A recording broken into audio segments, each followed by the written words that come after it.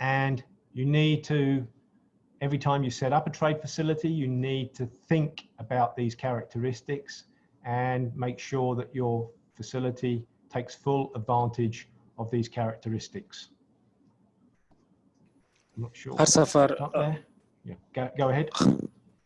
har safar o'sha savdoni moliyalashtirishni biz qurayotgan paytimizda biz ishonch hosil qilishimiz kerak. Bu 6 ta xarakteristikani har doim ishlatish uchun va bulardan to'liq foydalanishimizni foydalanayotganimizga ishonch hosil qilishimiz kerak. So the final point I would make is that they don't happen automatically. You must make them work for you. And you will see when we talk about LC transactions, as we go through this presentation today, that LC transactions have many of these characteristics, and we make sure that the LC incorporates these low risk characteristics to reduce the risk for both the customer and the bank. Bularning hammasi avtomatik o'zidan o'zi ishlab qolmaydi. O'shaning uchun keyingi slaydlarda biz ko'rib o'tamiz, akkreditivlar qanaqa qilib turib shu kategoriyalarga to'g'ri kelishini. O'shaning uchun o'zidan o'zi avtomatik ishlab qolmaydi. Bularni konkretni ishlatish kerak. O'sha ishlatgan paytida albatta riski, o'sha savdo muomalasining riski ancha kamayadi. Yes, Roger. Thank you. So now let's consider the various payment methods and why your customer will choose a particular payment method. So the risks that the customer needs to think about when doing international trade are as follows. There's probably more than this, but this is just a short list of the risks that he needs to consider. Commercial risk, that is the risk of the counterparty that he's selling the goods to or he's buying the goods from. Is it a big company? Is it a small company? What is its credit rating? What is its credit standing? Next one, country or political risk. Where is the counterparty located? Is he in a high risk country or a low risk country? Is he in Japan or is he in Nigeria? Next one, control of merchandise goods. It's always advisable to control the goods in a trade transaction. That's one of the successes, remember, security. So we need to try and structure the transaction so that we have control over the underlying goods. Relationship between the trade partners. How long have they dealt with one another? Is there a high level of trust? Is there a sound track record? Has there been problems in the past where there's been slow payments or late payments? And then last of all, fraud. Fraud is very prevalent in international trade, and we need to guard against that. And trade transactions are definitely targeted by fraudsters, and we need to try and come up with a secure payment method that reduces the risk of fraud. Shakboz? Qaysi to'lov turini ishlatishimiz mumkin va asosiy bundan keladigan asosiy mulohazalar bizga keladiki, har xil risklarning turi bundan bittaga listdan masalan bitta 6 ta risk turi aytib o'tilgan, lekin 6 ta risk turidan ko'p bo'lishi mumkin, lekin bu asosiy risklarni biz sanab o'tamiz. Bulardan birinchisi savdo riski, ya'ni savdo riski deganda nimani tushunamiz? Savdo riski deganda o'sha eksportyorni mahsulotlari o'sha talablarga javob beradimi yoki bu eksportyor o'zi rostdan ham mahsulotlarni beryaptimi yoki kimdandir olib qaytib sotyaptimi yoki boshqa. Ikkinchisi bu davlat va siyosiy risk, ya'ni o'sha biznes qiladigan hamkor, ya'ni eksportyorni davlati qaysi davlat bo'lyapti, qaysi davlat bilan biz ishlayapmiz, bu Yaponiya bilan ishlayapmizmi yoki Nigeriyami yoki siyosiy va u davlatning riski kammi, siyosiy riski, o'sha narsani bilishimiz kerak. Keyingisi mahsulotlarni boshqarish, ya'ni biz har doim bu savdoni kontraktlarni qilgan paytimizda shuni ishonch hosil qilishimiz kerak, что mahsulotlarni boshqarishga biz tomonimizdan inisiativa, ya'ni biz mahsulotlarni boshqarishga kuchimiz yetadigan bo'lishi kerak.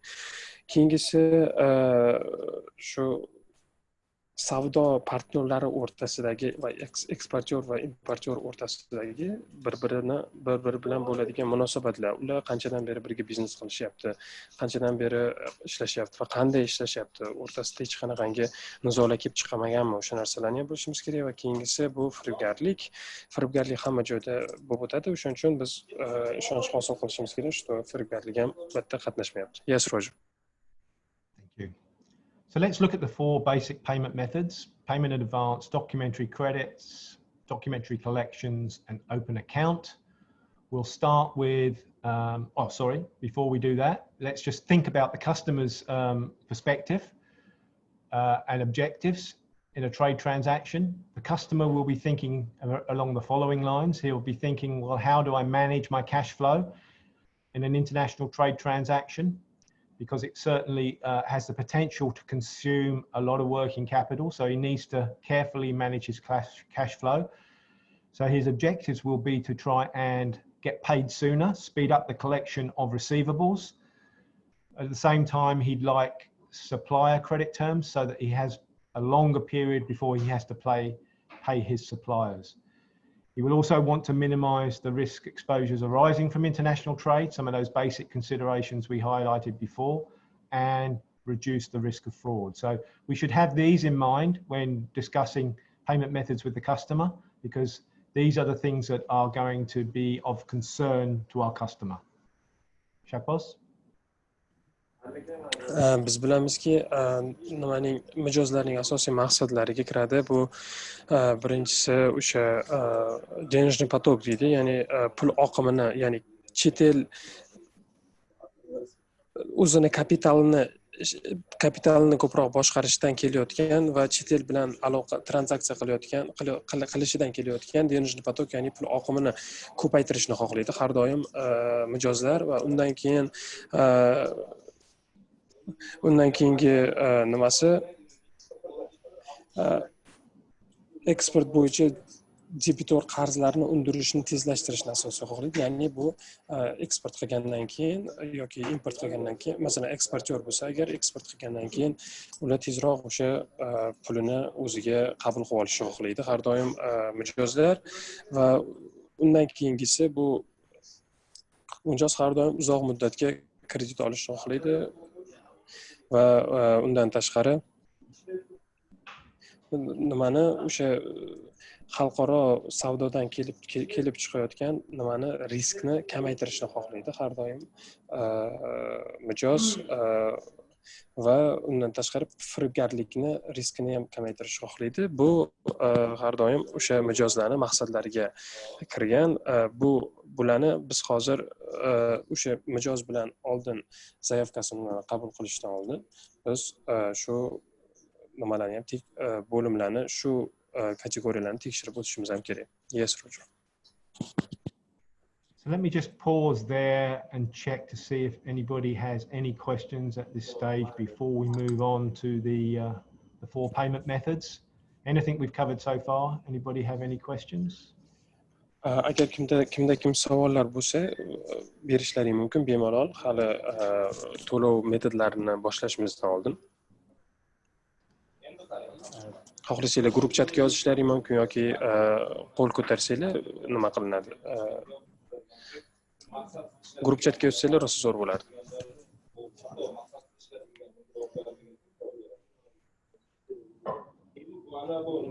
I'm not seeing anything at the moment. And Rutha, you seeing anything? No, nothing as of now. No, okay. Okay, all right, let's push on then. Anytime you have a question, just please post it on group chat.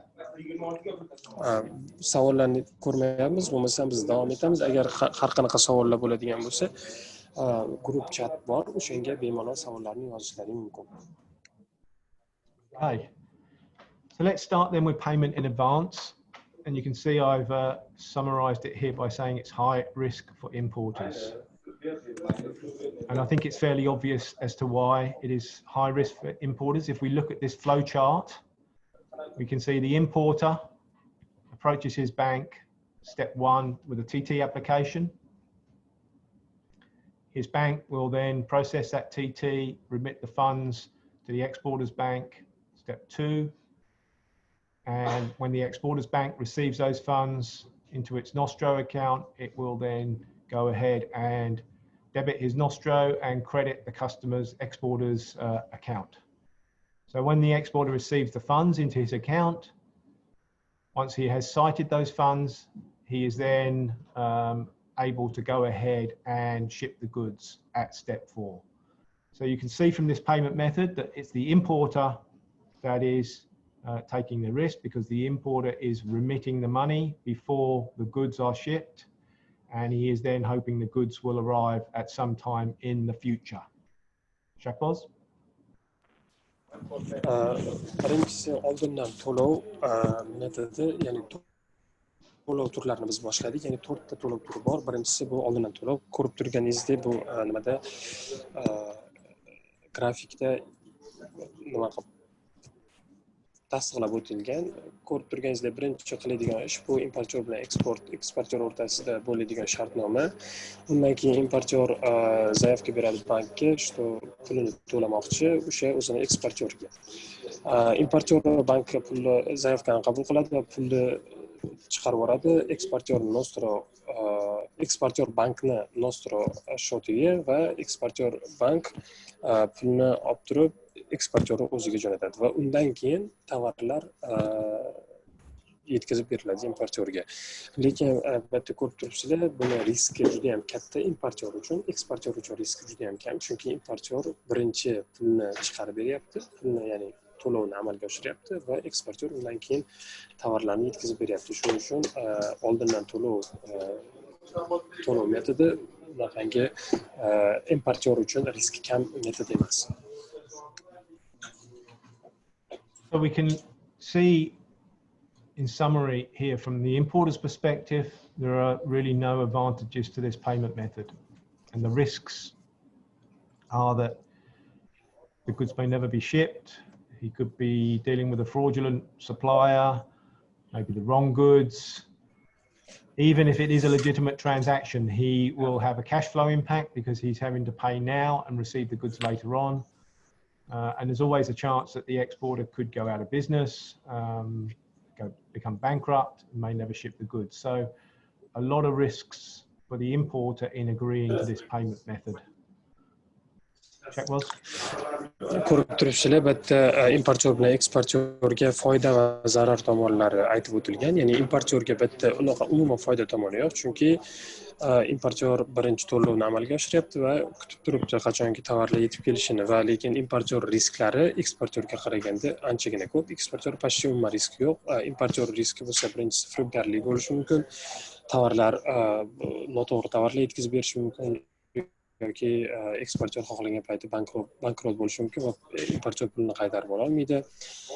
Keyingisi cash flow impact, ya'ni pul oqimi ta'siri, ya'ni importyor hamma pulini birinchi chiqarib hamma pulni to'lov amalga oshirib yuboradi eksportyorga va o'sha o'zini qanaqadir kapitalni birdaniga yo'qotadi. Undan keyingisi eksportyor tovarlarni yetkazib bermay qolishi mumkin yoki umuman boshqa tovarlar yetkazib berishi mumkin. Bu importyorga bo'lgan risklari. Roger, did you talk about the exporters? Risks? No, not yet. Yes. Okay, no. Go ahead. So, of course, from the exporter's point of view, this is a fantastic payment method because he will receive the money before he has to ship the goods. So the advantages to the exporter: he eliminates the country and commercial risk. He doesn't care who he's dealing with because he is only going to ship the goods when he's received the payment. So he doesn't care where the buyer is located or what the credit risk of the buyer is, because he will only ship when he receives the funds. So goods shipped when convenient. It's cash flow positive, so the money will be in his account before he has to ship the goods. And this payment method also enjoys lower fees versus traditional trade finance type of transaction. So quite a number of reasons why the exporter would like to have this payment method if he were able to. Shakboz?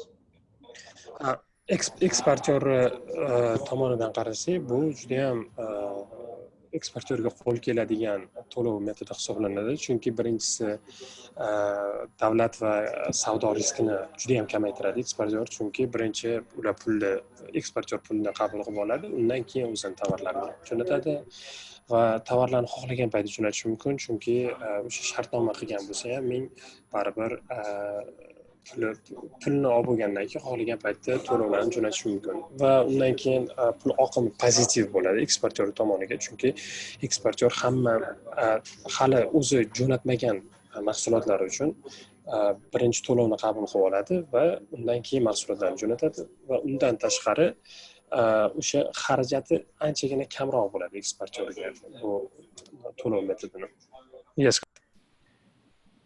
So of course, if the exporter were successful in negotiating these terms, he is in a very strong position. But the reality is that this payment method is the least common payment method, and it would be unlikely that exporters could expect to be paid in advance for their goods. Due to competitive pressures, it's very unlikely that exporters are going to be able to get this payment method. So we need to look at an alternate payment method that is more acceptable for importer and exporter. Bu agar eksportyor bunaqangi to'lov turiga importyor bilan shartnoma imzolay olsa yoki importyor bilan kelisha olsa, bu albatta eksportyor uchun juda ham katta foyda bo'ladi, lekin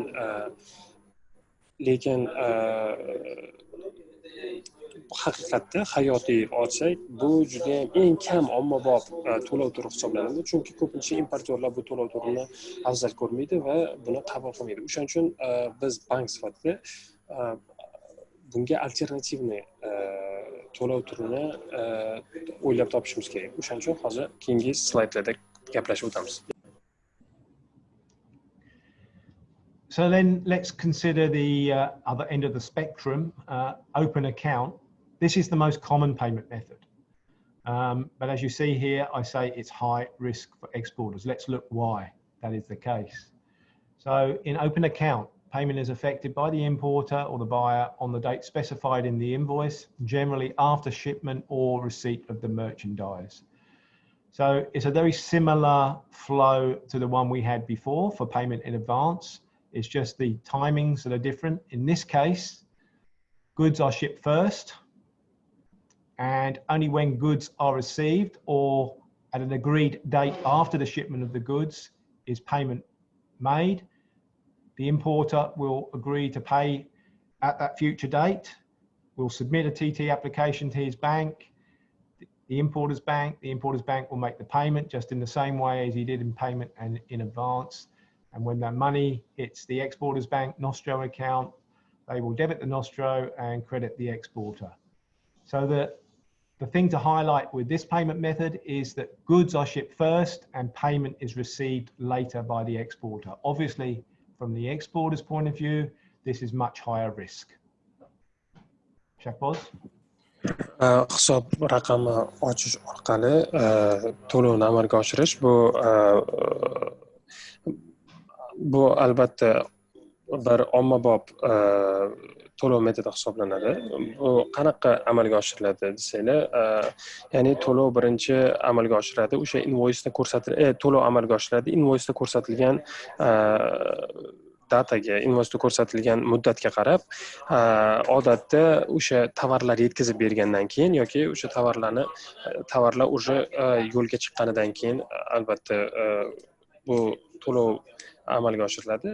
Nimada grafikda ko'rib turganlaringdek, birinchi o'sha shartnoma bu eksportyor bilan importyor o'rtasidagi shartnoma bo'lgandan keyin eksportyor birinchi mahsulotlarni yetkazib beradi importyorga. Importyor undan keyin to'lovni amalga oshiradi o'zini bankiga. Keyin importyor banki eksportyor bankini Nostro akkauntiga to'lovni amalga oshirib beradi. Undan keyin eksportyor banki eksportyorga pulni yetkazib beradi.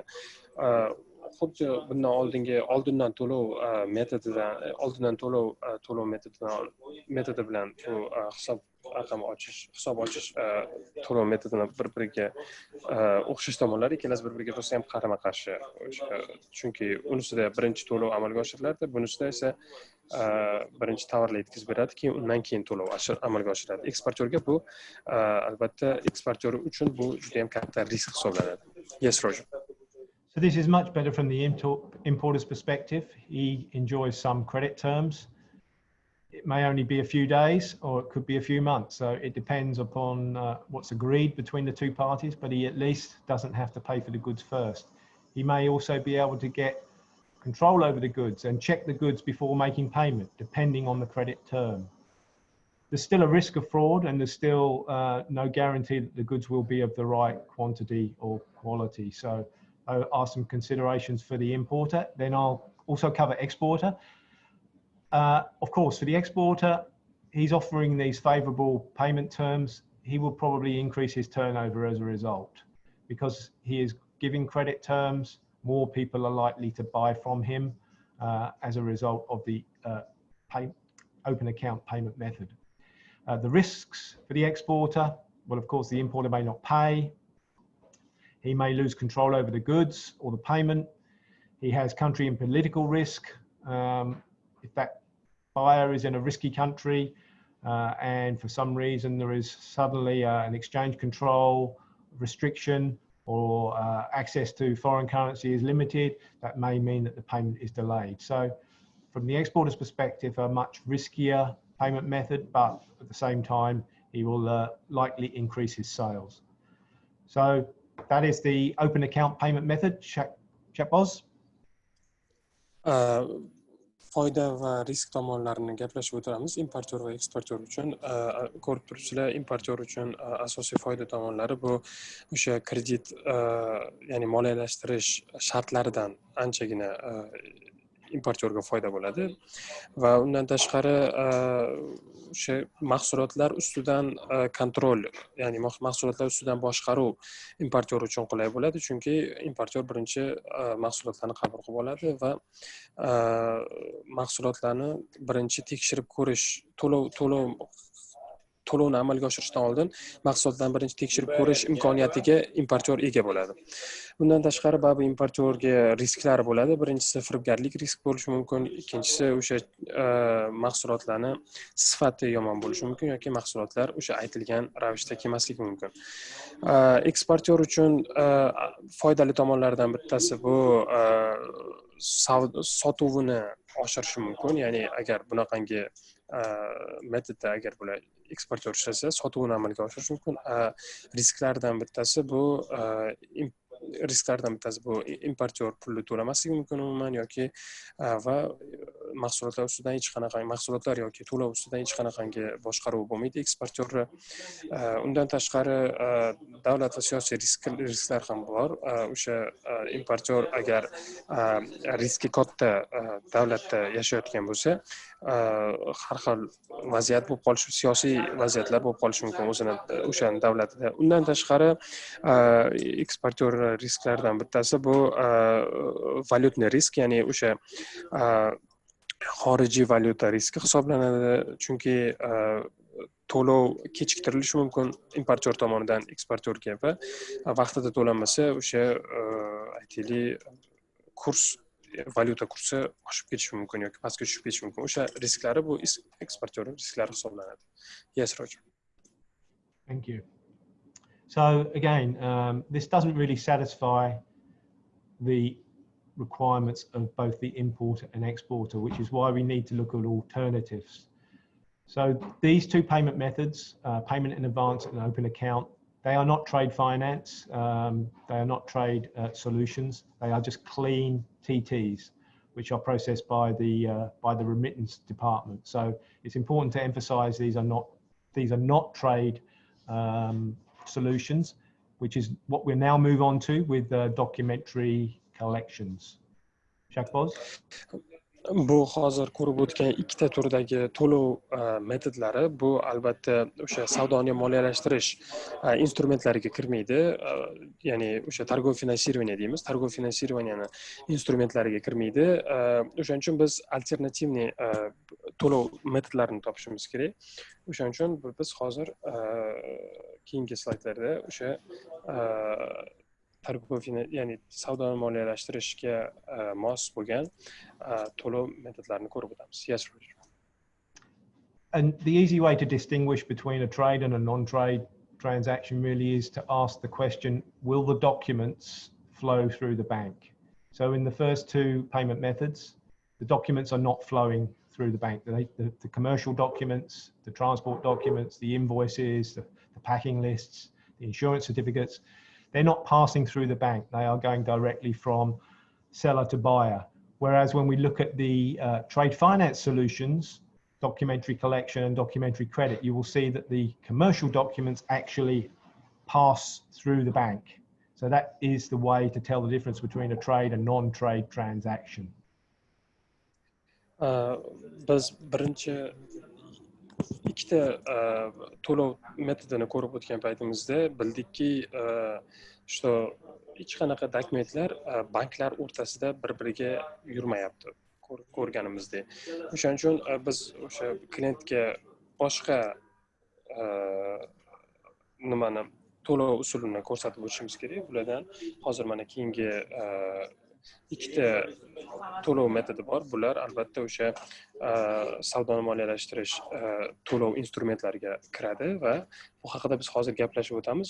Bu yerda asosan o'sha aytaylik invoicelar yoki sug'urta qog'ozlar, har xil litsenziyalar nimasi o'sha dokumentlar ya'ni bankdan bankka bir-biriga o'tib yuradi va biz shu to'lov metodini hozir ko'rib o'tishimiz kerak. Yes, Roger. Thank you.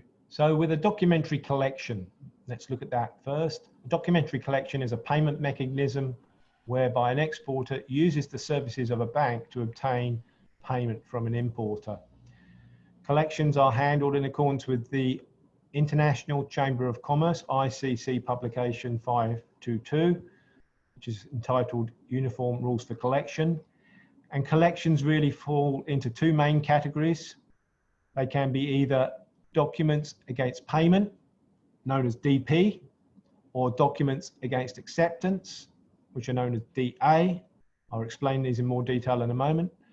And most documentary collections typically comprise of trade documents accompanied by a bill of exchange. Shall I pause? Birinchisi o'sha documentary collection, ya'ni kolleksion inkasso deyiladi. Bu o'zimiz nimada aytganda bu documentary collectionda o'sha dokumentlar yig'iladi va bu metod qanaqa ishlashini hozir aytib o'tamiz. Bu asosan hujjatli to'lov mexanizmi hisoblanadi. O'sha eksportchi importyordan to'lov olish uchun bank xizmatlaridan foydalanadi. Va bunda asosan o'sha ICC publikatsiyasini 522 o'sha nimasida qoidalarda aytgandek единый o'sha pravilalar, o'sha единый kolleksiya pravilalarini shu pravilalar orqali bu kolleksiya ishlatiladi va bu ikkita kategoriyaga bo'linadi. Birinchisi o'sha dokumentlar to'lovga qarshi, ikkinchisi dokumentlar o'sha qabul qilishga qarshi va asosan ko'pchilik documentary collection, ya'ni o'sha hujjatli to'plam to'lovlari ko'pincha o'sha dokumentlarni bir-biri bilan banklar o'rtasida dokumentlarni bir-biri bilan almashish orqali amalga oshiriladi. Yes, Roger. Let's look at the flow. So in a documentary collection, first of all, we have a commercial contract between the two parties. The next thing that happens is that the exporter, who's known as the principal, will ship his goods.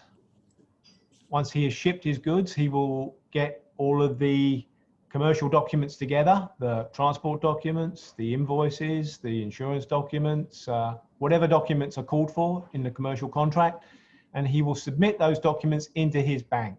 That's step 3. So documents presented to the remitting bank together with the instructions on how to process the transaction. So the collection instruction is the instruction to the remitting bank. The bank is known as the remitting bank because it remits documents. It's not remitting money, it's remitting documents. So that's worth highlighting because it can be a little confusing. So the remitting bank remits the documents overseas to a bank in the importer's country. That bank is generally known as the collecting and or presenting bank. That bank will then present the documents to the importer, who's known as the drawee, and documents will be presented either against a DP, documents against payment, or a DA, documents against acceptance. So for DP, that means that the importer has to pay immediately before he will be able to receive the documents. For a DA, he will have to accept a bill of exchange to pay at a future date. Now, a bill of exchange is a legally binding obligation to pay, and once he accepts that, he must pay when the bill of exchange falls due at the future date. If he fails to do that, he could be sued, or in a worst case, he could be bankrupted. So payment at a future date or payment immediately, depending on whether it's a DP or a DA, and then the funds will be remitted back to the remitting bank at step 7. Once the remitting bank sees monies in its account, in its Nostro account, it will debit its account and pay the principal, the exporter. So that is the basic collection flow. Please, Shakboz, over to you. Bu dokument, bu hujjatlar to'plam to'lov metodi quyidagi mexanizm orqali ishlaydi. Va bizda eksportyor va importyor bor. Ko'rib turibsizlar, eksportyor bizda основной, importyor bizda nositel sifatida rol o'ynaydi va birinchi bularni o'rtasida bo'lib o'tadigan narsa bu birinchi qadam, ya'ni bu savdo kontrakti imzolanadi birga o'rtasida. Undan keyin ikkinchi qadam bizda o'sha eksportyor importyorga mahsulotlarni jo'natishni boshlaydi.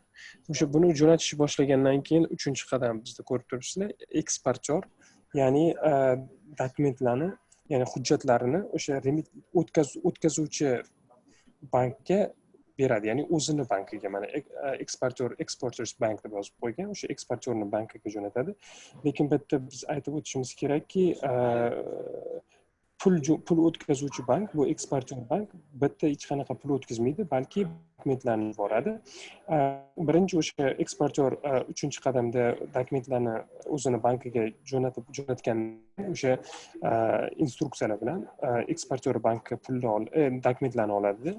Dokumentlarni olgandan keyin o'sha importyor banki, ya'ni collecting bank deymiz, ya'ni o'sha nimalarni, hujjatlarni yig'uvchi bankka jo'natadi. O'sha hujjatlarni grafiki bilan, qanaqa hujjatlar kerak boshqa, ya'ni qachongi muddatda. Keyin undan keyin bu dokumentlarni yig'ayotgan bank, ya'ni importyor banki bu dokumentlarni hammasini oladida va ko'rib chiqib importyorga jo'natadi. Importyor bu dokumentlarni hammasini ko'rib chiqqandan keyin birinchi o'rinda to'lov yoki o'sha o'zini bankiga to'lovni amalga oshirish kerak, yoki qanaqadir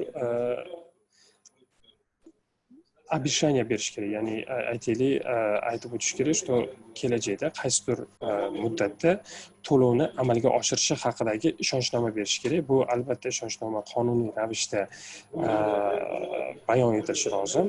Agarda o'sha kelajak importyor aytilgan muddatda to'lovni amalga oshirmasa, u sudga tortilishi mumkin yoki bankrot bo'lishi mumkin.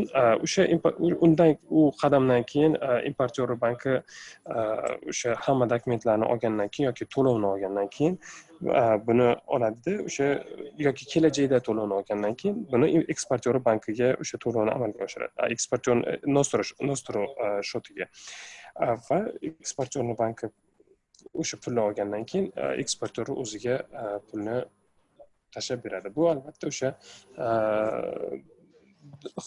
anaqa hujjatlarni to'plab keyin amalga oshiradigan metod hisoblanadi. Yes, Roger. Thank you. So the good news for these types of transaction is that banks are very often willing to finance documentary collections, either on the import side or the export side. Why? Well, banks prefer financing export transactions under documentary collection as opposed to open account because the banks are actually handling the trade documents. They can see the transaction. They have the full details of the underlying transaction, and they have evidence of shipment by way of a transport document, bill of lading, or a airway bill. So the collecting bank will also be following up the importer to ensure that payment is made, and potentially not releasing the goods until the payment is made if it were a DP transaction, or acceptance of a bill of exchange if it were a DA transaction. So you can see from the exporter's perspective, there is definitely a lot more control in a documentary collection, and there are some obvious benefits for the exporter in using a collection over and above an open account transaction. On the import side, importers, the drawees, can request post-import finance, trade loans from their banks to access finance so that they can get their hands on the goods sooner or commodities sooner. The loan will be used to settle the DP or DA transaction, and once goods have been sold, the sales proceeds would be used to repay the trade loan. So you can see from this, there is finance available. Often there is finance available under documentary collections, both on the import side and on the export side. Shahboz?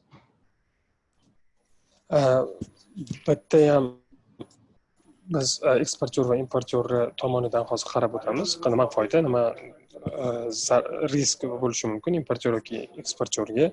Albatta bu banklar ko'pincha bu metodni qo'llashni afzal ko'radi, chunki ya'ni hisob raqam ochishdan ko'ra bu metodni qo'llashni afzal ko'radi, chunki banklar hamma dokumentlarga hamma o'sha berilayotgan dokumentlarga, invoicelarga yoki har xil sug'urta qog'ozlariga yoki aytaylik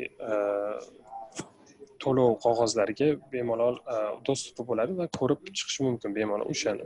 Hamda ularda o'sha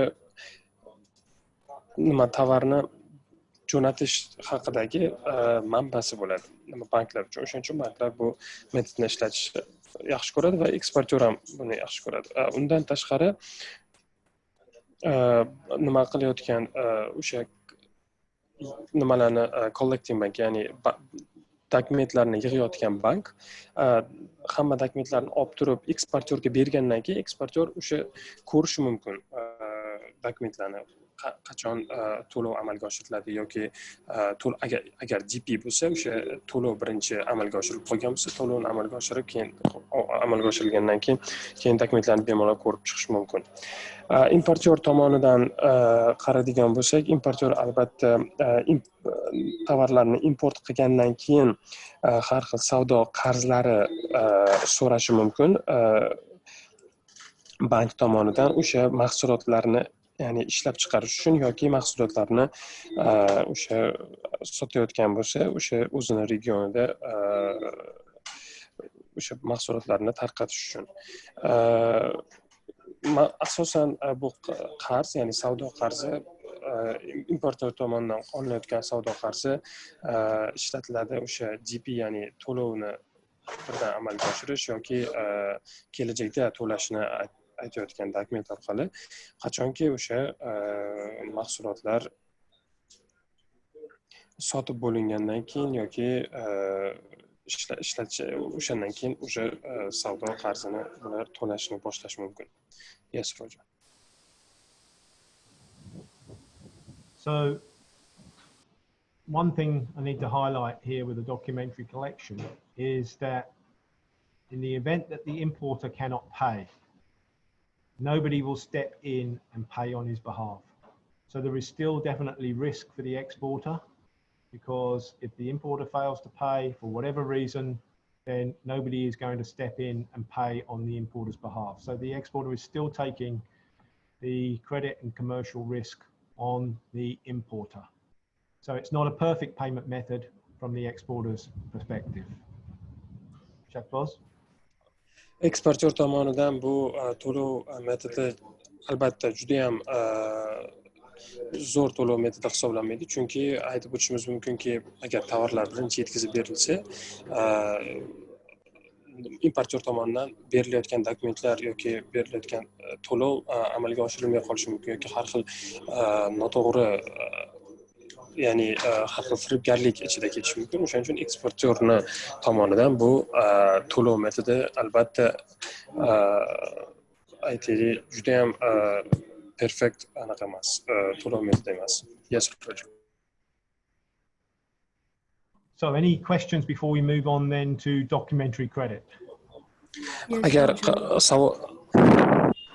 Agar savollaring bo'lsa bemalol.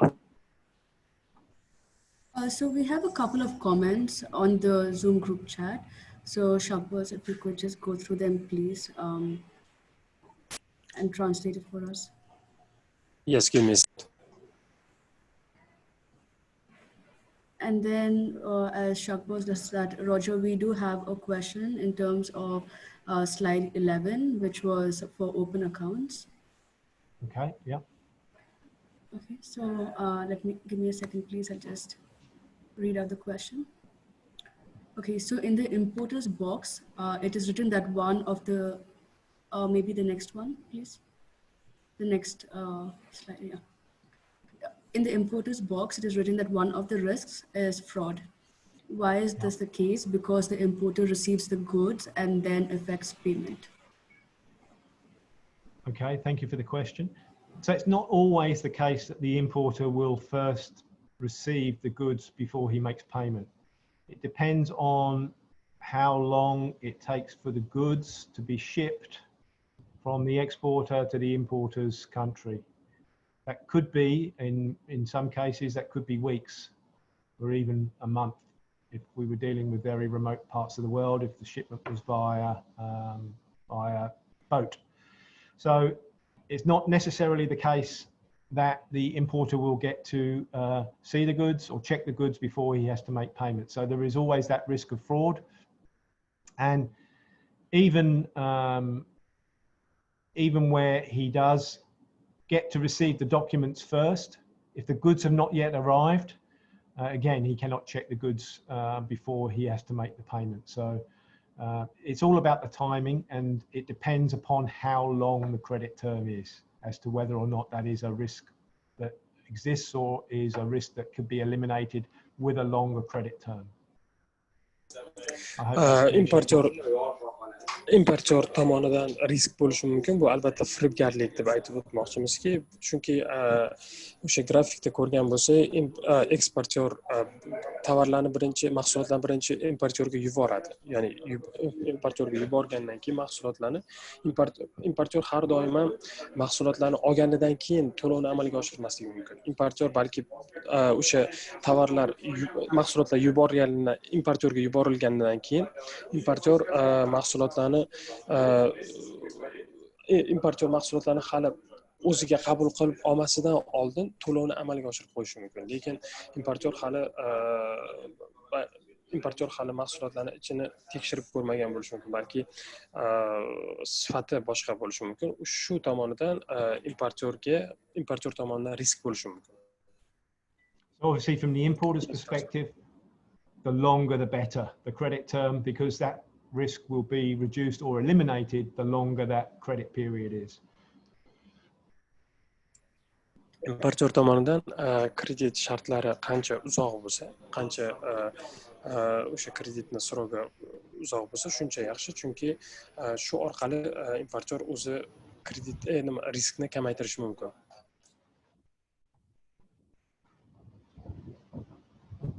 Okay, Shahboz, you have other questions? Yes, give me a second.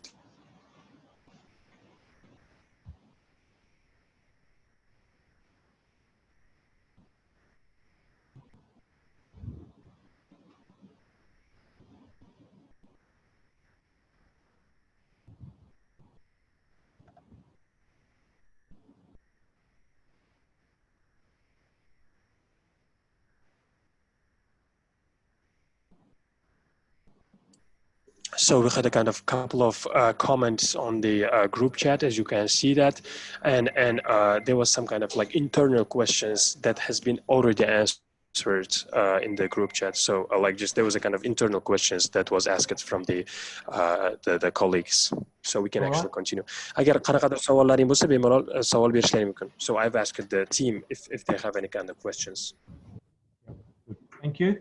All right, let's move on then to documentary credit, because so far we haven't come up with a payment method that really satisfies both importer and exporter, which is where we're now going to analyze the documentary credit, and hopefully this will fulfill the requirements of both parties. So a documentary credit definition. Documentary credit is a written undertaking by a bank, a credit given to the exporter at the request of the importer to effect payment up to a stated amount within a stated time. The payment is effected against presentation of specified documents that must comply with the terms and conditions of the credit. And it is to be remembered that banks deal in documents and not in the goods themselves. Checkboz. Keyingi to'lov metodimiz bu hujjatli kredit, ya'ni ko'pchilik buni akkreditiv deyishadi o'zimizda. Bu bank tomonidan yozma majburiyat importyorning talabiga binoan eksport qiluvchiga beriladi va berilgan muddatgacha belgilangan miqdordagi to'lovni amalga oshirish uchun beriladigan hujjatli kredit hisoblanadi. Va bank kerakli hujjatlarni qabul qilganidan keyin to'lovlarni amalga oshiradi. Kredit shartlariga asosan, o'sha berilgan kredit shartlariga asosan bank kerakli hujjatlarni birinchi qabul qilib oladi va keyin to'lovlarni amalga oshiradi. Yes, Roger. So I should have also stated at the beginning that documentary credit and LC, those terms are interchangeable. LCs are documentary credits. So the ICC, International Chamber of Commerce, the rules that govern documentary credits, the correct terminology is actually documentary credit, but virtually everybody in banking system refers to them as LC. So just to be clear, documentary credit and LCs, one and the same thing. Yana bir narsani aytib o'tmoqchimizki, documentary credit degani o'sha LC deyiladi, inglizchada aytib o'tishyapti. O'sha documentary credit bilan LC bu bitta narsa, ikkita narsani xohlaganimizda ishlatishimiz mumkin, lekin ofitsialniy tilda bu documentary credit deyiladi, lekin xohlagan paytimizda biz LC ni ishlatishimiz mumkin. Mana masalan, xuddi o'zimiz ham bu documentary credit, hujjatli kredit deyiladi va ko'pchilik lekin buni akkreditiv deb aytishadi. Shu aytib o'tishyapti. Yes, Roger. So then to look at the flow, what we have to start with is the commercial contract. The commercial contract will on this occasion specify the LC as the agreed payment method. And the transaction is now kicking off on the import side, because the importer has to go to his bank and request that an LC be issued. Now, in order for his bank to issue an LC, he will need to have a facility in place, a trade facility, credit facility, before that bank can issue the LC. That's because the issuing bank has a credit obligation in the transaction. So I think I'll do this step by step, Checkboz. I'll let you just clarify that. Okay. Bu akkreditivni ishlatishimiz uchun bu inisiativa birinchi importyor tomonidan, ya'ni o'sha zayavshik deb aytilgan bitta importyor tomonidan boshlanadi. Importyor birinchi eksportyor bilan o'sha savdo kontraktini imzolagandan keyin, savdo kontraktini tuzgandan keyin akkreditiv zayavkasini, ya'ni akkreditiv so'rovini o'zini bankiga, importyor o'zini bankiga topshiradi. Bu importyor o'zini bankiga topshirgandan keyin o'sha importyor banki buni albatta ko'rib chiqadi va o'sha buni savdo manbasiga qarab yoki importyor o'sha nima bilan shug'ullanmoqchi bo'lganiga qarab ko'rib chiqadi. So before issuing the LC, the issuing bank will check that the customer has a facility. It will see what the underlying goods are. Are these the normal goods for this customer? It will look at the beneficiary. Who is the beneficiary? Where is the beneficiary located? It will want to know whether the LC will provide control over the underlying goods through the transport documents. It will want to know what the Incoterm is, as to who is responsible for insuring the goods. So there will be a number of things that the issuing bank will be concerned about before going ahead and issuing the LC. It will check the workability of the LC to make sure that it makes sense. Once it has done all of that, it will go ahead and issue the LC. Now, normally that process will be a same-day process, and the LC will be issued, generally speaking, via SWIFT.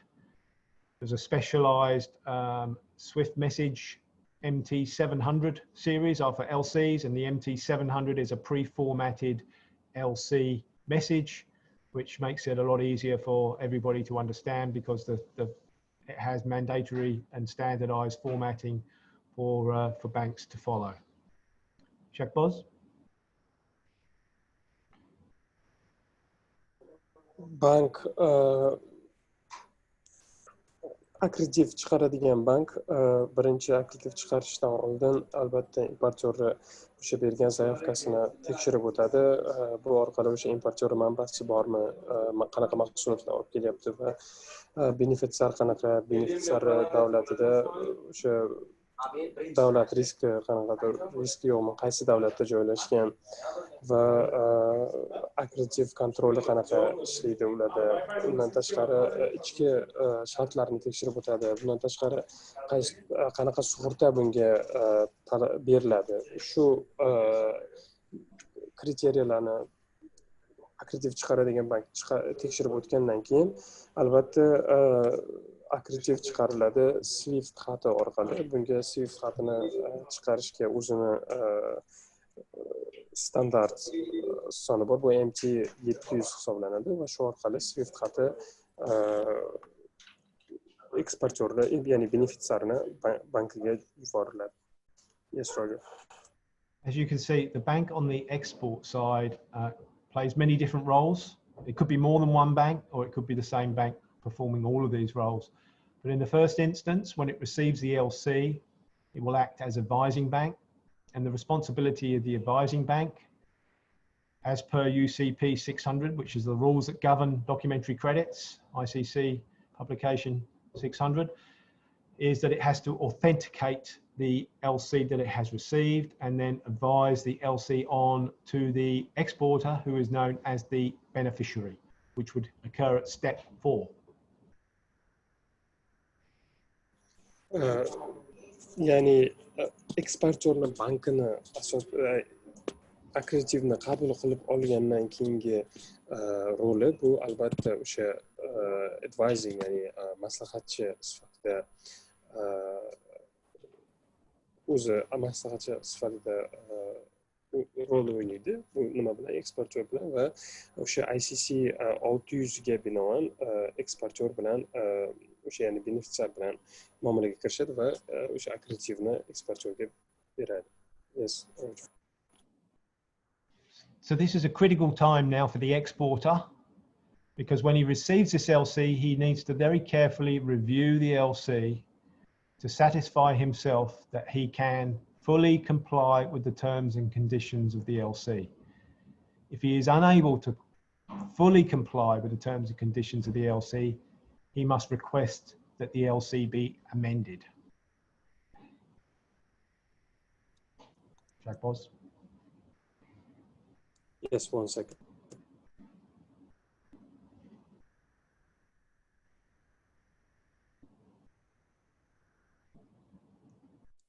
Eksportyor benefitsiar, ya'ni eksportyor qiladigan ishi nimani, akkreditivni olganidan keyin akkreditivni o'rganib chiqadi va o'sha akkreditivni shartlarini o'rganib chiqadi. Agar akkreditivni shartlari eksportyorga yoqmasa yoki eksportyor o'sha akkreditivni shartlari bilan shartlariga rozi bo'la olmasa, unda eksportyor o'sha nimani, akkreditivni shartlarini o'zgartirishini so'rashi mumkin bemalol. Yes, Roger. So this review of the LC should be performed by senior, experienced staff in the exporter's company. It should not be delegated to junior staff, because you need to understand the LC terms and conditions and be very confident that you can fully comply. Only then will you go ahead and ship the goods. So the goods get shipped. The exporter can then prepare all of his export documents, the commercial documents, the invoices, the transport documents, the insurance documents, and he can then present those documents in to the negotiating or presenting bank at step 6, and that bank will check the documents carefully against the LC terms and conditions for compliance with the LC terms and conditions.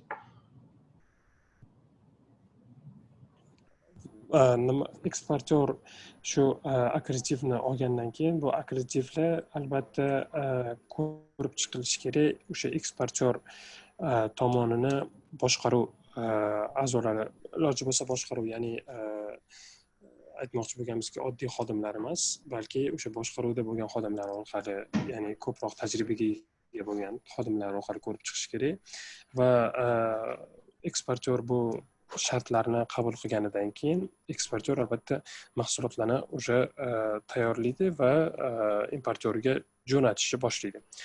Albatta mahsulotlar jo'nab ketganidan keyin eksportyor dokumentlar yig'ishni boshlaydi va hamma dokumentlarni o'sha o'zini bankiga topshiradi. Ya'ni bu dokumentlar qanaqa bo'lishi mumkin? Savdo dokumentlari, invoyslar, sug'urta qog'ozlari yoki o'sha transport hujjatlari bo'lishi mumkin. Transport haqidagi hujjatlar va o'zini bankiga beradi va bank o'zini o'sha compliance department, ya'ni tekshiruv ichki nazorat departamenti orqali departamenti ko'rib chiqadi va o'sha eksportyor bergan hujjatlarni analiz qilib chiqadi. Yes. So just to be clear, when I say compliance with LC terms and conditions, I'm not referring to checking for sanctions and things. I mean compliance with the terms and conditions, so that the documents presented do not have any discrepancies in terms of the terms and conditions in the original LC.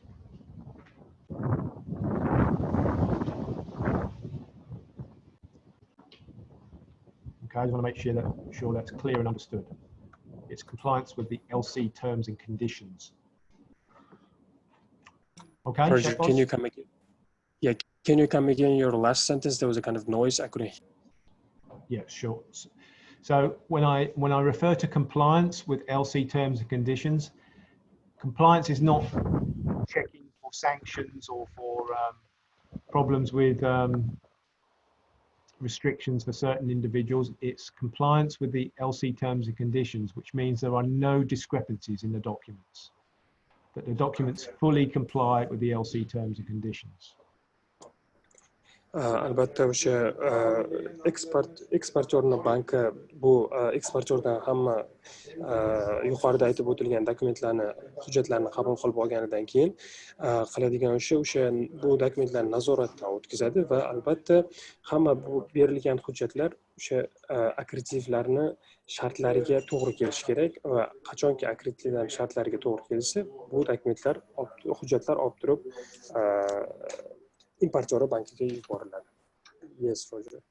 So if the documents do fully comply with the LC terms and conditions, it's highly likely that the presenting negotiating bank will offer to now pay the exporter, the beneficiary. So they will say to the beneficiary, you presented documents, they're fully compliant, would you like to be paid now? And it's the beneficiary then decides whether or not he wants to be paid now. If he is paid now, he will have to pay interest from the period from when he is paid to when the negotiating bank itself receives the payment. So there will be a timing difference and there will be some interest charge. But in many cases, exporters want to be paid as soon as possible. And so step 7 is not always, but quite likely to be payment being made to the exporter, to the beneficiary. Albatta bu hujjatlar nazoratdan o'tkazilgandan keyin eksportyorni banki eksportyor bilan gaplashadi va ulardan so'raydi o'sha eksportyor pullarni hozir to'lovni hozir qabul qilishni xohlayaptimi yoki keyinchalikmi. Agar hozir qilishni xohlasa o'sha u o'zini ya'ni protsenti bor, ko'rsatilgan protsenti o'sha protsentini to'lashga majbur bo'ladi, lekin ko'pchilik holatlarda eksportyor pulni birdaniga olishni xohlaydi va har doim ham emas, lekin ko'pchilik holatlarda 7-chi qadam bizda eksportyor banki pulni eksportyorga o'tkazib beradi. So then the presenting negotiating bank will send documents off to the issuing bank. The issuing bank will also check the documents for full compliance with the LC terms and conditions. It has up to 7 working days under UCP in which to check those documents. But it has the sole obligation to check the documents, and if the documents are compliant, it must pay, which would be step 9. Bundan keyin hamma qabul qilingan eksportyor tomonidan qabul qilingan hujjatlar olib turib importyor bankiga yuboriladi va importyor bu dokumentlarni albatta o'sha akkreditiv shartlariga asosan 7 kun davomida nazoratdan o'tkazadi va agar hamma shartlariga javob beradigan bo'lsa, unda importyor banki eksportyorga pulni to'lab beradi. Yes, Roger. And then the final step will be the documents being presented to the importer, the applicant, and the applicant paying for, or his account will be debited for the value of the drawing of the LC. So this is a site LC. Bear in mind, this is a site LC. We can also have term LCs or usance LCs. And with term or usance LCs, there is a credit period. And so the whole payment cycle is longer under a usance LC. You could have 90 days, for example, as the credit term in an LC, and that would mean that the importer will not have to pay step 11 for another 90 days if it was a 90-day LC. Roger, I apologize for that. Can you just come again? There was a kind of unstable internet connection that, like, Sure, middle no and the problem. last sentence I couldn't hear from you. So I'm just want to highlight that this is a site LC, but we can also have usance or term LCs. And in a usance or term LC, you could have a period of 30 days, 60 days, 90 days, let's say 90 days as an example. That means at step 11, the payment from the importer to the issuing bank will only occur 90 days later because there is a credit period 90 days later. And that would mean also that the exporter may have to wait 90 days, or alternatively, if he wants to be paid at step 7, he will have to pay 90 days interest. Keyingi qadam bizda bu importyor tomonidan importyor bankiga pul o'tkazib berish bo'ladi. Importyor 90 kun ichida har xil kunlar bo'lishi mumkin. Shartlariga asosan bu 30 kun, 60 kun yoki 90 kun. Masalan, misol qilib 90 kunni olaylik. Agar 90 kun davomida importyor pulni, ya'ni o'sha 90 kun davomida kredit shartlari bo'ladi importyorda va importyor pulni o'zini bankiga tashlab berishi kerak, o'zini bankiga o'tkazib berishi kerak va bank o'sha importyor banki keyin eksportyor bankiga yuboriladi va eksportyor o'sha 90 kun ichida kutishga majbur. Agar eksportyor 90 kun davomida kutishni xohlamasa, unda o'sha 90 kun uchun to'lanadigan komissiya, ya'ni to'lanadigan o'sha protsentni stavkasini eksportyor o'zini bankiga to'lab beradi va birdaniga pulni qabul qilib olishi mumkin. Yes, Roger. So the important thing to highlight with this payment method is that the payment obligation has transferred now from the importer to the issuing bank. And you can see there at step 9, that the issuing bank has a sole responsibility to pay. If documents are fully compliant, it must pay, regardless of whether it can recover the or debit the account of the importer. So issuing bank has a sole responsibility to pay, and the exporter now has a payment obligation from a bank in the importer's country. Yana bir muhim narsani aytib o'tishimiz kerakki, bunda agarda importyor banki mana 9-qadamda biz ko'rib turibmizki, importyor banki eksportyor bankiga to'lovni amalga oshirib berish kerak va albatta qachonki o'sha ICC 600 bo'yicha akkreditiv shartlariga hamma dokumentlar javob beriladigan bo'lsa, pulni o'tkazib berish majburiyatiga ega bo'ladi. Ya'ni importyor pulni o'zini bankiga to'lab bera oladimi yoki unga qaramasdan, va eksportyor ya'ni benefitsar o'sha benefitsarga to'lab berish majburiyatini o'z zimmasiga importyor banki oladi. Yes, Roger. So then just look at the advantages and risks to the exporter. So now the exporter can rely on the issuing bank's creditworthiness rather than the importers. The exporter reduces the risk of delay in payment due to political or transfer problems if the LC is confirmed. We'll come on to that in a moment. In some countries, a letter of credit can be used as security to raise pre-shipment funding. Risks. Transactions are generally undertaken on a with recourse basis.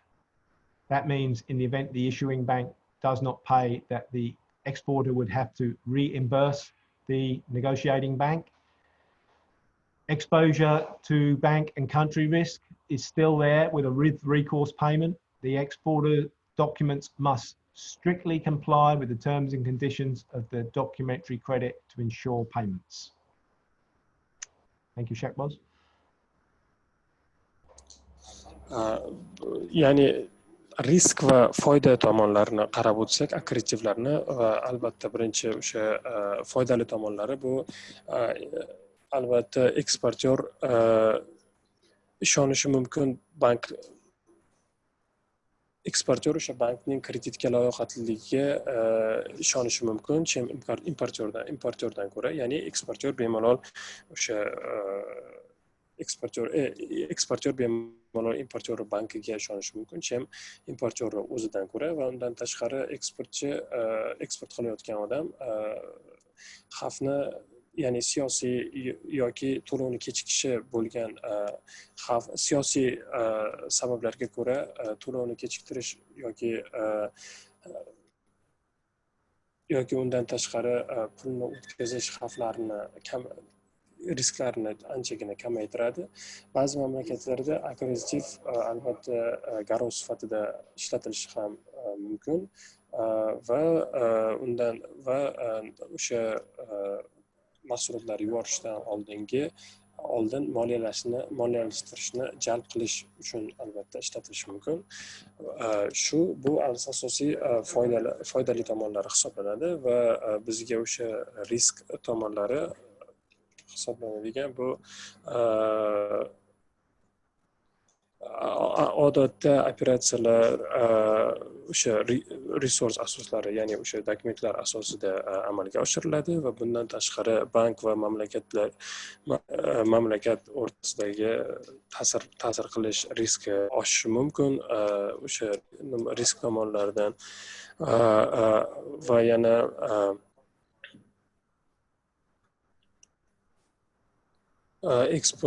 o'sha eksportyorning hujjatlari bo'lishi shart va berish shartlari qat'iy bular kerak. O'sha shartlarni ta'minlash uchun hujjatli kreditlar to'lovlaridan bular foydalanadi va agar aytmoqchi bo'lgan risk tomonlari bu o'sha berilgan dokumentlarda har xil xatoliklar bo'lib qolishi mumkin. Bu endi risk tomonlari hisoblanadi akkreditivlar. Yes, Roger. So one extra step that can occur in these transactions is a confirmation. You recall when we look here at the left-hand side at the bottom, you see confirming bank. What is a confirming bank? Well, a confirming bank is a definite undertaking by the exporter's bank at the request of the issuing bank to assume the obligations and liabilities of the issuing bank under the documentary credit. Payment to the exporter will be made on a without recourse basis. So generally speaking, I said before that payments to exporters are on a with recourse basis. As soon as the LC is confirmed by a bank in the exporter's country, the payment from the confirming bank is on a without recourse basis, which is what the exporter would prefer. It means the exporter, once paid, can treat the payment as cash and it cannot be clawed back from him. Thank you. Yani confirmation, yani ko'rib turibsizlar, tasdiqlov deganda biz nimani aytmoqchimizki, o'sha agar undan oldingi siklimizga qaytsak, ya'ni qanaqa ishlashiga qaytsak, eksportyorni banki tasdiqlash banki sifatida ham ishtirok etdi, ya'ni o'sha eksportyordan olgan dokumentlarni tasdiqlab importyor bankiga jo'natib berdi va bunda o'sha eksportyor banki tomonidan aniq, ya'ni ishlarning majburiyatlari va majburiyatlarini o'z zimmasiga olish, shirkatli kreditlar bo'yicha eminent bankka yetkazib berish mas'uliyati o'ziga oldi va o'sha importyor bankiga dokumentlarni yetkazib berdi va eksportyor bu yerda agar akkreditiv chiqarilgandan keyin eksportyor to'lovni olish shart, ya'ni importyorning banki eksportyorga to'lovni amalga oshirib berish shart va chunki eksportyor o'sha akkreditivda yozilgan shartlarga asosan. Okay, so in summary, when we look at the full spectrum of risks for the various payment methods, you can see that open account is high risk for the exporter. Payment in advance is high risk for the importer. Collections, whilst it goes some way to protect the exporter, it's not full protection because nobody will pay if the importer cannot pay. But when we look at the documentary credit or the LC, it sits in the middle and it meets the requirements of both parties, both the exporter and the importer. The exporter has a guarantee of payment from a bank. Could be that the LC is confirmed, which means he will get a without recourse payment, and the importer can specify the documents that are called for under the LC and will only have to pay if there is full compliance with the LC terms and conditions. So you can see that the documentary credit satisfies both parties. Thank you.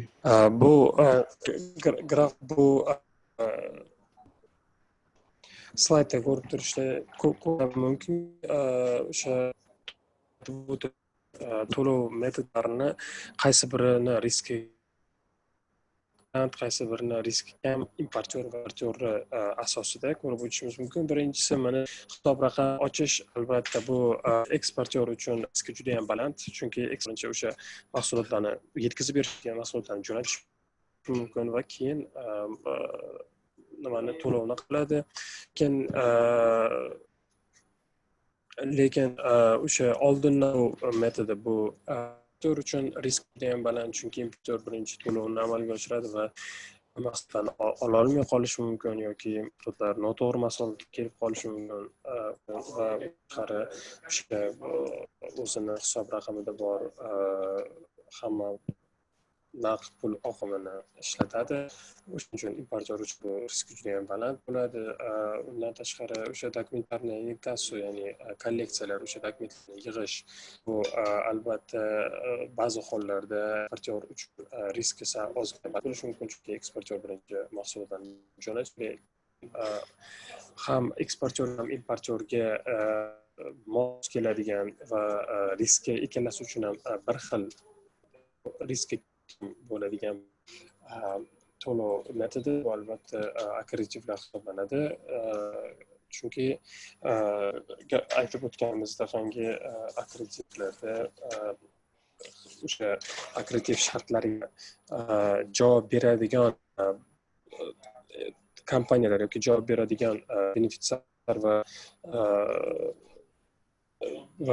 importyor va eksportyorgagina akkreditiv ishlar chiqariladi va akkreditiv shartga javob bergan importyor va eksportyorlarga akkreditiv amalga oshiriladi. O'shaning uchun bilan to'lov amalga oshirish juda ham xavfsiz va riski kam hisoblanadi hamma mijozlar. Yes, Roger. So sorry, one thing I should have mentioned here with confirmation is that confirmation can occur with support of the ADB trade finance program. That is one of the main features of the ADB trade finance program, is that ADB can provide guarantees to overseas banks so that they can add confirmation to LCs issued by banks, smaller banks in less developed countries. So I just want to highlight the role of ADB in supporting confirmation of LCs. O'sha akkreditivlarni qilish paytida ABR, ya'ni Osiyo taraqqiyot bankini asosiy rollaridan bu ya'ni banklar rivojlanayotgan yoki rivojlanishi va rivojlanayotgan davlatlar yoki kam rivojlangan davlatlardagi banklar uchun Osiyo taraqqiyot garantiyalar berib turishi mumkin va o'sha bu garantiyalar o'sha akkreditivlarni подтверждение qilish paytida ishlatilishi mumkin. Yes, Roger. Thank you. So now I'm conscious of the time. We're running over time, I think, because obviously the translation means that it takes a little longer to go through the slides. So I will go through this fairly quickly, and we'll try and conclude within 20 minutes. So just to let everybody know where we stand. So just quickly, import side, documentary credits, well, site or usance LCs. Customer will need a facility for those. On the export side, we need to look at pre-shipment finance and post-shipment finance under LCs and the different types of facility. Other products, we won't have time to go through this today, unfortunately. Back-to-back LCs, transferable LCs, and standby LCs. So let's start with exports. Export facilities, pre-shipment and post-shipment finance. And one of the most common forms of pre-shipment finance is something called a packing credit facility or packing credit advance. And this is generally made against export LCs or purchase orders up to 70% of the LC value. The bank giving the advance needs to have a limit for the issuing bank and the country where the issuing bank is located. The beneficiary, who is the exporter, their track record needs to be undoubted. So it's not a first-time exporter, it's a long-established company that is performed well in the past. The bank will hold on to the original LC, the export LC, that is, because that is its source of repayment. Remember, that's one of the 6 S's, self-liquidating. The LC is advised and available with the bank making the advance so that you can control the cash flow. The transaction needs to be an arm's length transaction. It shouldn't be between related parties. If raw materials or components need to be imported, then perhaps an import facility is also warranted.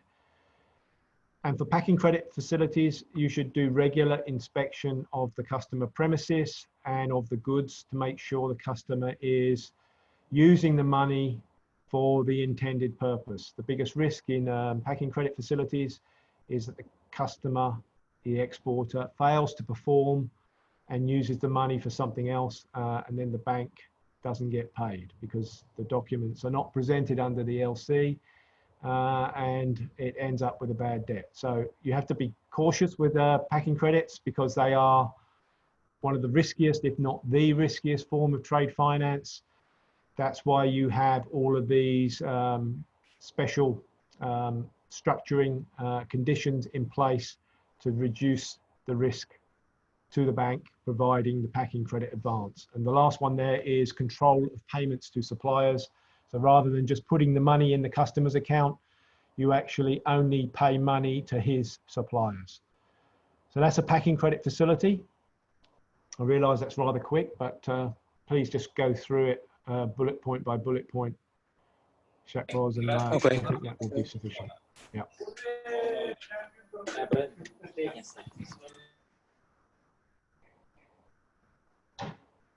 Go ahead, Shakboz. Okay.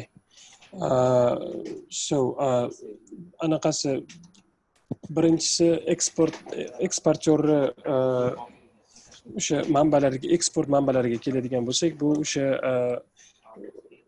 tovar yuborishdan oldingi bo'ladigan moliyalashtirish. Bunga birinchi o'rinda kiradi mana paket kreditlar, kredit paketlari haqida hozir gaplashib o'tamiz. Bu asosan eng riski baland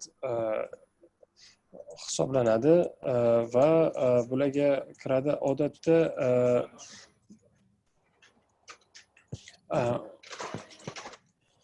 odatda akkreditivlarga qarshi ishlatiladi va akkreditiv qiymatining maksimal 70% qiymatini tashkil etadi. Akkreditiv eminent banki va mamlakat chegarasi ichida asosan qilinadi va ya'ni aytilyapti LC issuing bank and country limit, ya'ni akkreditivni o'sha chiqarayotgan bank va davlatda limit o'rnatib qo'yilgan bo'ladi va undan tashqari bunda ko'rsatib o'tish kerak, o'sha benefitsiarning rekord ko'rsatkichlarini ko'rsatib o'tish kerak, ya'ni aytamiz biz o'sha kredit reytingi bo'lishi mumkin, qanaqadir tarixi bo'lishi mumkin, o'shani ham ko'rsatib o'tish kerak va bundan tashqari bank bunda asl nusxasini o'ziga saqlab qoladi va keyingisi akkreditiv o'sha akkreditiv maslahatlashiladi va bu akkreditivlar o'sha dostupni bo'ladi sizni bankingizga ham. O'sha ya'ni aytmoqchi bo'lgan gapim o'sha ya'ni klientni bankiga va bundan tashqari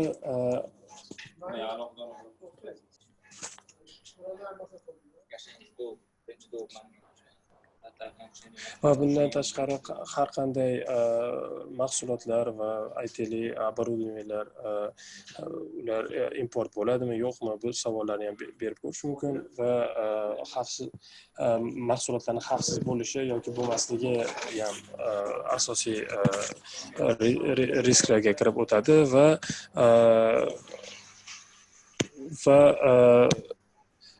o'sha nimalarni, to'lovlarni yetkazib beruvchilarga boshqaruvi sifatida ishlatiladi bu ya'ni kredit paketlar. Yes, Roger. So then post shipment, far less risky LC negotiations or discounting as it's often called. The advantages of this is that the beneficiary can be paid at site, even for usance LCs. The discounting of the LC will be done in the currency of the LC, which is generally a foreign currency, often US dollars, which will mean it's a much lower interest rate than the local currency. There is no FX risk because you are financing in US dollars and you will be receiving US dollars, so it's a natural hedge. The payment risk has now been transferred to the issuing bank from the buyer. There is an option to structure as a forfeiting transaction for large one-off, longer tenor transactions. We won't go into that today. And generally speaking, these transactions utilize bank lines as opposed to customer lines. What I mean by that is that the bank, when providing an LC negotiation or discount, will book the transaction against credit lines approved for the issuing bank, not credit lines for the customer.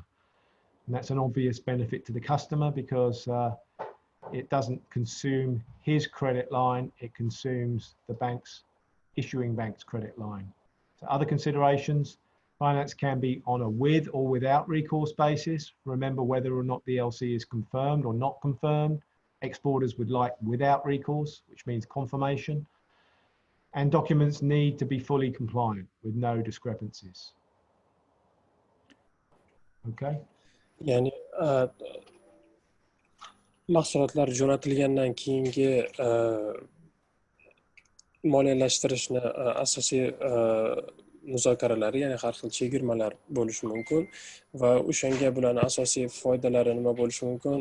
Xaridorlarga kredit shartlarini har xil kredit shartlar taklif qilishi mumkin va o'sha ya'ni chet el valyutasida bo'lgan akkreditivlarni past protsentli stavkalarda taklif qilish mumkin. Ya'ni valyuta xavfini yo'q qiladi bu va undan tashqari xaridor tomonidan to'lov xavfini bank eminentga o'tkazish yana bir foydasi hisoblanadi va katta hajmdagi bitim uchun tuzishga imkoniyat beradi va uzoq tenor operatsiyalarini amalga oshiradi. Va undan tashqari bankni ya'ni liniyalarini ishlatadi o'sha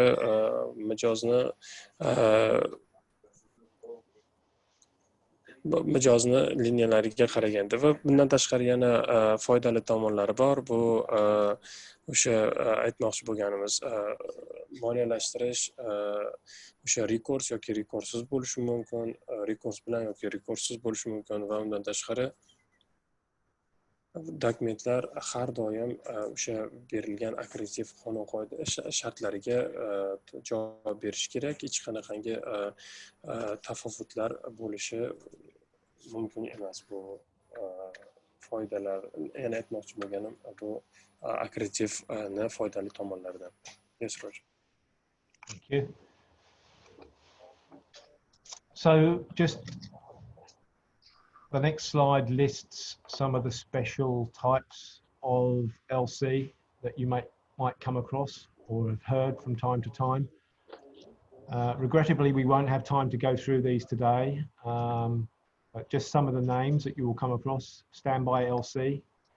Standby LC is effectively a guarantee issued in the form of an LC. They are very common. And I'm sure all of you have come across standby LCs at some time or another. Red clause LCs, far less common. They provide pre-shipment finance to exporters. Revolving LCs are used where there are regular shipments for the same goods, month in, month out. Maybe available for a period of 12 months, something like that. So for regular shipments, the same buyer, same beneficiary. And the last two, transferable and back-to-back, are used where the customer is a middleman and he is selling goods on an LC basis, but he has to buy goods on an LC basis. So he sits in the middle and effectively uses an LC payment method on both sides, on the import side and the export side. So he's a middleman or a trading company, perhaps, that sits in the middle. And we have a separate session that we can offer to you on transferable and back-to-backs, and we can cover all of the other types of LC if you're interested, or maybe a smaller group of you are interested in covering these in more detail. Over to you, Shahboz. Bitta ko'rib turganlaringdek 5 ta turdagi ya'ni akkreditivlarning turi bor. Birinchisi o'sha standby SPLC deyiladi. Bu asosan garantiya manbalariga ishlatilishi mumkin yoki har xil bondlarni ko'rsatishga yoki o'sha hisob raqami ochilgandagi savdoni поддержка, ya'ni qo'llab-quvvatlash uchun ishlatilishi mumkin. Va undan tashqari bizda o'sha red class LC bor, ya'ni red class akkreditivlar, undan tashqari revolvирование akkreditivlar va transferable va back to back akkreditivlar. Bular oxirgi ikkitasi haqida biz keyingi nimalarda agar gaplashib o'tishimiz mumkin. Agar qiziqarli bo'lsa, bemalol kichkina gruppaga kichkina seminar qilib berishi mumkin bu turdagi akkreditivlar haqida. Yes, Roger. So if you'd like to go over these in more detail, we can arrange a separate session. So we'll skip this for now. Before finishing up, I just want to highlight again about the risk of fraud in international trade transactions. And one of the most common ways in which fraud is now being committed is via email hacking, where companies are talking to one another and emails get hacked and account details get changed or beneficiary details get changed. It's happening everywhere, and people are losing money on a regular basis. So we need to be very careful about emails and exchanging account details, payment details, etc., because it's not a secure payment, not a secure communication channel. So that is a risk to highlight. Documentary fraud, less common, because banks are dealing in documents. Of course, pieces of paper can be forged. So it's not unheard of, but it's far harder to commit a fraud under a documentary credit than it is on an open account transaction where the email is hacked. Charter party fraud. You may have come across the term charter party. Charter party is for high value cargoes where the ship is being chartered or hired for the entire ship. So therefore the values are likely to be very high, and fraudsters naturally target high value cargoes. Sometimes insurance fraud or overinsure goods and then sinking of goods or damaging of goods and then making false claims. So these are some of the risks. And there are plenty of examples over the years where all of these things have occurred. And so these are the things we have to have in the back of our mind and protect the customer and the bank from these risks. Shekboz? Bu slaydda ko'rishimiz mumkinki, har xil o'sha xalqaro savdoda bo'lib o'tadigan katta firibgarlik risklarini, birinchisi o'sha email hacking, ya'ni email orqali jo'natiladigan har xil risklar, balki ichinglarda bordir, kimdir o'sha boshqa o'sha bir xil ismdan olgan emaillar va har xil xato yoki boshqa manzil ko'rsatilgan emaillar bo'lishi mumkin. O'shaning uchun biz har doim tranzaksiyalarni amalga oshirishimizdan oldin bu firibgarlik haqida o'ylab ko'rishimiz kerak. Va undan tashqari o'sha dokumentatsiya hujjatlardagi bo'ladigan firibgarliklar, bu har xil banklar o'sha hujjatlarni tekshirayotgan paytida yoki o'sha akkreditivlarni tekshirayotgan paytida hujjatlar yoki akkreditivlar xato berilgan bo'lishi mumkin. Va undan tashqari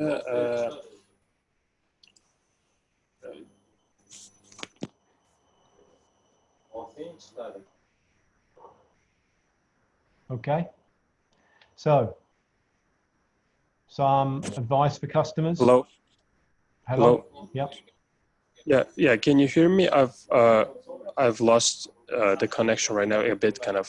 Let me actually continue with the charter party fraud. Okay, like just I guess I've actually covered on that point.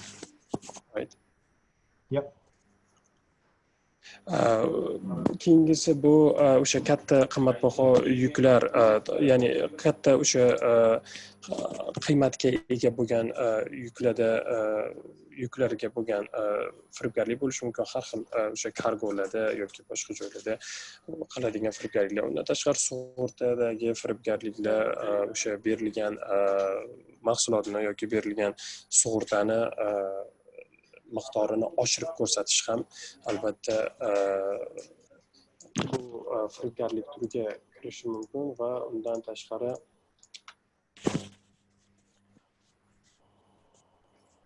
va undan tashqari o'sha sug'urtaga ko'rsatilgan mahsulotni o'sha sug'urtani egasi tomonidan har xil da'volar qilishi mumkin va shunga bular albatta o'sha xalqaro savdodagi katta firibgarlik risklariga kiradi. Yes, Roger. So just some ideas on what your customer needs to do in order to reduce the risk of fraud. Obviously, he needs to do KYC on his customers and his suppliers, use reliable vendors, use established shipping companies and freight forwarders, established insurance companies, perhaps have the goods inspected prior to shipment.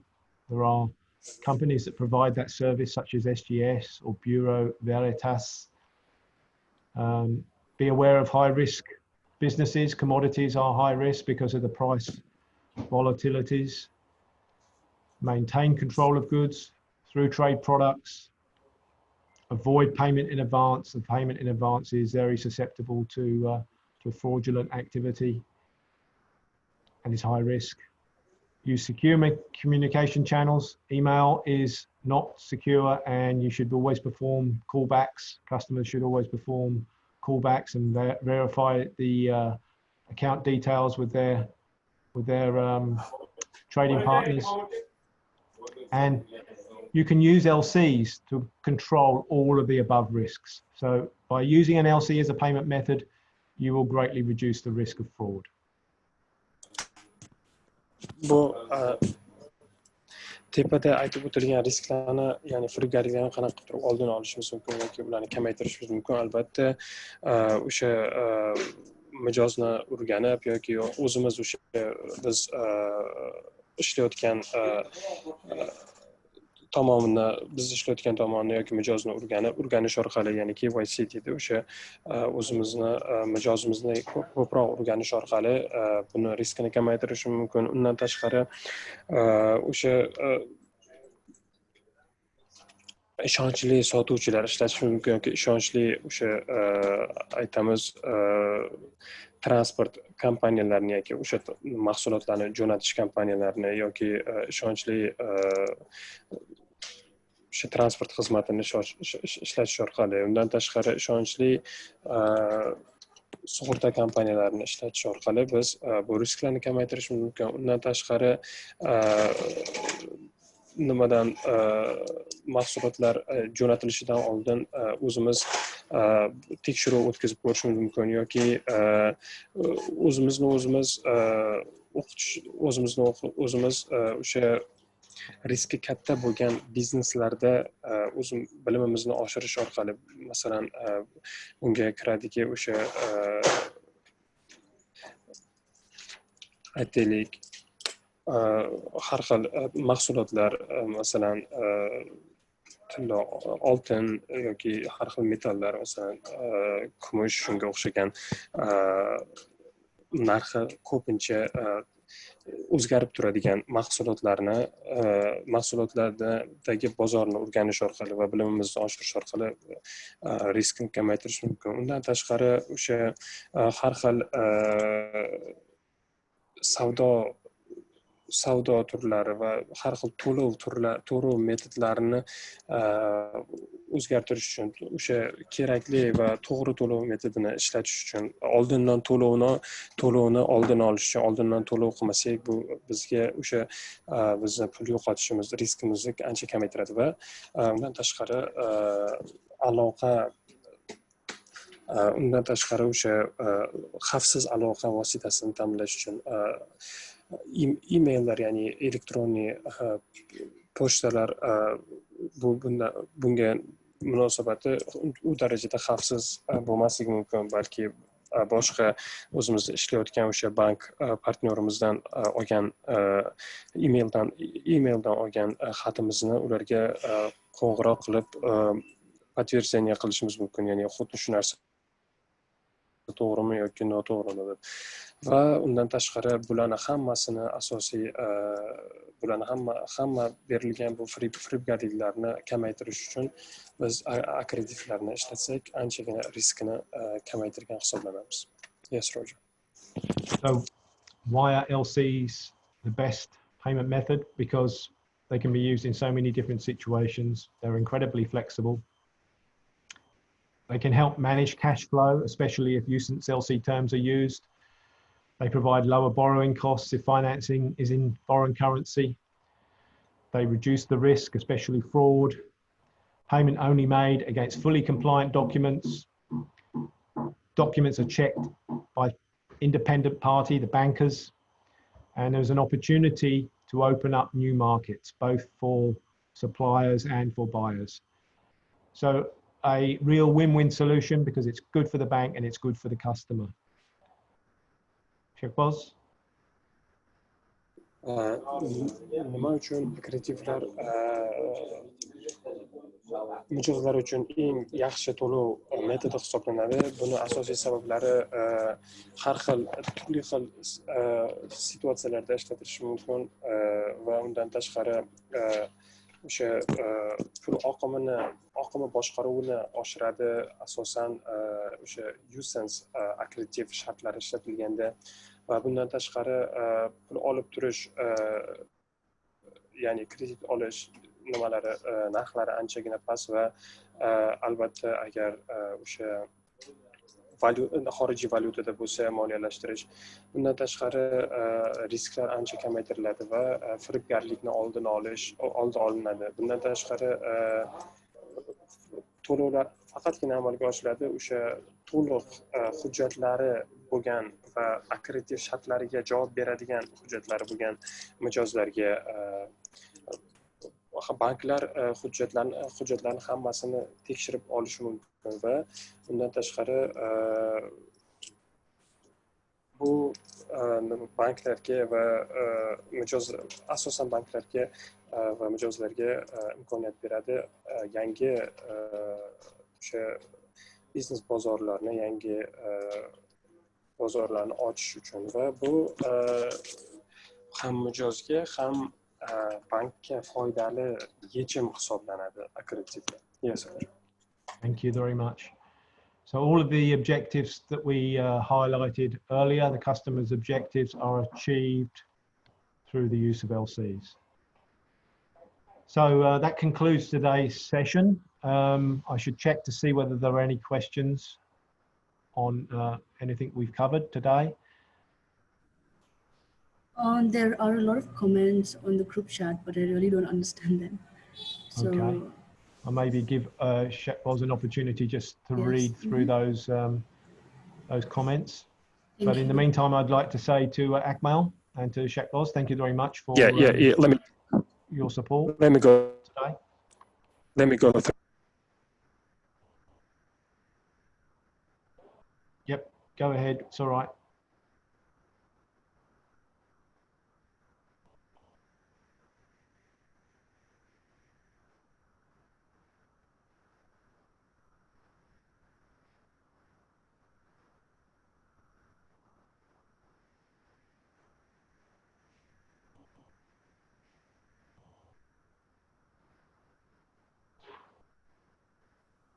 Shahbaz, we can't hear you. Yeah, I'm just looking through the questions that we've got. Like there was some kind of questions that were already answered by the bank team. That's why, like, just I want to kind of sort some of the questions and let. Yep, it's okay. Go ahead.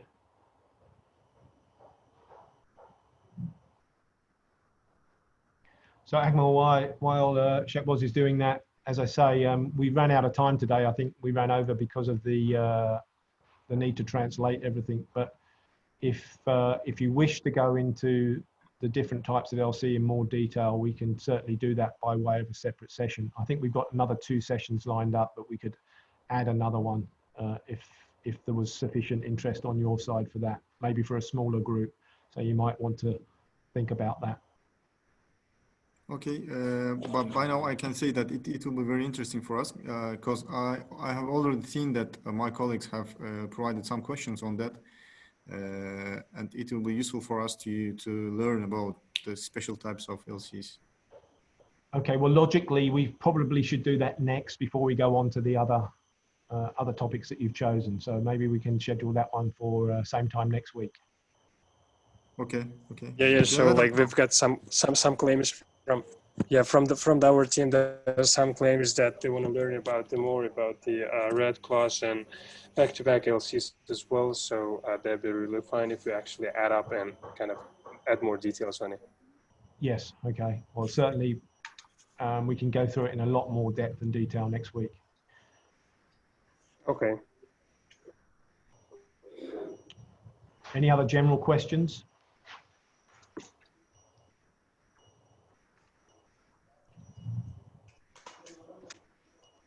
If not, I'll let you all go off to lunch. All right. Yeah.